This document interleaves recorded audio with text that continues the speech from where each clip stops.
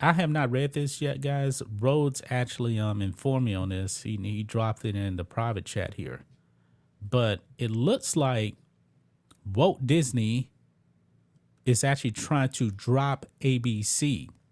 Now, when I first saw this, I was like, wait a minute, they're trying to get rid of ESPN? Not so much. But let's read this and find out what's going on. Disney is open to finding a new strategic partner for ESPN, Iger says. Disney is open to potentially selling an equity stake in ESPN and is looking for a strategic partner in the business as it prepares to transition the sports network to streaming, CEO Bob Iger said Thursday. The linear TV business has degraded over the past year more than Iger expected because cord cutting is a real thing, guys. The only way you can actually watch ESPN is on cable. ABC, yeah, you can use an antenna. The linear TV business has degraded over the past year more than Iger expected. The Disney CEO told CNBC's David Faber Thursday in an interview at Sun Valley, Idaho. Disney announced yesterday Iger has extended his contract to 2026. I saw that. Boy. And make no mistake about it, guys. Bob Iger is the main reason why Disney is in the place that it is. Bob Chapek was a puppet. Bob Iger was truly the CEO behind the scenes. Because remember, when he left, he never really left. He was right there with Bob Chapek. Well, he's the one that conned George Lucas to signing over Lucasfilm. Yep, because George Lucas actually told him no at first. Yeah, that's right. And then he uses dark side magic to get George to sign on the dotted line. But anyway, Disney has held early conversations with potential partners that could improve an ESPN streaming service by extending its distribution and adding content, Iger said.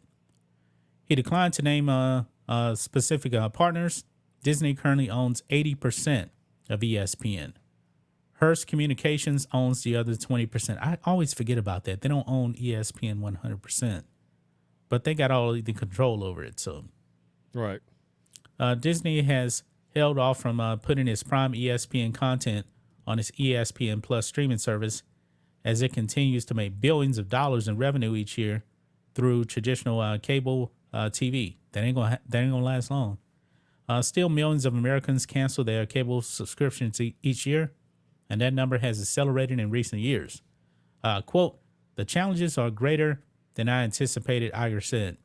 The disruption of the traditional TV business is most notable. If anything, the disruption of that business has happened to a greater extent than even I was aware. Iger said he had become more certain in his thinking about when ESPN will launch its complete direct-to-consumer offering. He declined to say when that will happen. I was actually hearing like 2025. It's going to happen sooner than later. Yeah. Iger's comments about finding a strategic partner suggest he believes ESPN may function better in a streaming environment if paired with other companies on sports content. CNBC reported earlier this year that ESPN wants to be a hub for all live sports programming if it can agree to partnerships with other media companies. ESPN became the crown jewel of Disney's asset portfolio in the early 2000s by charging increasingly exorbitant amounts to pay TV providers for the right to carry the network. The popularity of his sports programming, including Monday Night Football, allowed it to happen. Now, Rhodes, you want to know what I'm hearing about? What we're hearing about the price for this Disney ESPN streaming service? Actually, more than what you're paying already to cable. I'm hearing like $20 a month. That's outrageous. I've heard somewhere between $20 and $30 a month for this thing. Yep. That's too much money. But in the traditional cable TV business model, ESPN made money per cable subscriber, whether a person watched or not. Yeah, because people, when they sign up for cable, they get ESPN by default. And they don't realize that that's a big portion of the bill. In the streaming world, only intentional sports fans would buy a service. That increases the importance of putting as much quality programming on the platform as possible, especially if it's priced more higher than entertainment streaming services. In addition to finding a strategic partner for ESPN, Iger said he was open to selling or spinning off Disney's legacy cable networks, including FX and Nat Geo, and his broadcast group, ABC Networks. That's interesting. Yep. Iger said Disney would be expansive in its thinking about the legacy cable and broadcast assets outside of ESPN. Now, the thing, Rhodes, I'm going to bring this up. If they actually do this and they put ESPN exclusively on streaming, Monday Night Football is dead. It is dead. Nobody will be able to see Monday Night Football unless they get that streaming service. Well, yeah, unless ESPN enters into some kind of contract, contract with a different, CBS or somebody like that to do the network side of it. But yeah, I was just literally sitting here thinking, I wonder what Roger Goodell and the NFL thinks about that. They're not going to be happy with that. No, because but the thing is, you got to remember this here. Remember this. So I'm glad you brought that up. There's going to be 2 games that are going to be exclusively on Peacock for the NFL this season. You remember that? I don't think that's going to go as well as Peacock. I think that's going to be a disaster. It's too soon. That's what the NFL doesn't get. Yes, everything's going to streaming. I feel like that kind of a move feels more valid 10 years from now. 10 years down the road, make that move. But you got a lot of people out there, and the other thing you're seeing, you got a lot of people that are actually cutting the cord from cutting the cord. Yeah. There's people dropping their streaming services. Yeah. Absolutely. I mean, people are looking up and they're like, shit, I'm paying what I was paying with DirecTV or Dish. Because people are going to have so many streaming services. I believe streaming services are going to be seasonal. So let's say ESPN does have this streaming service for live sports. People are going to sign up in September, October, November, December for Monday Night Football, really.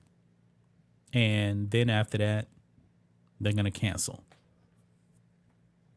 Yeah. And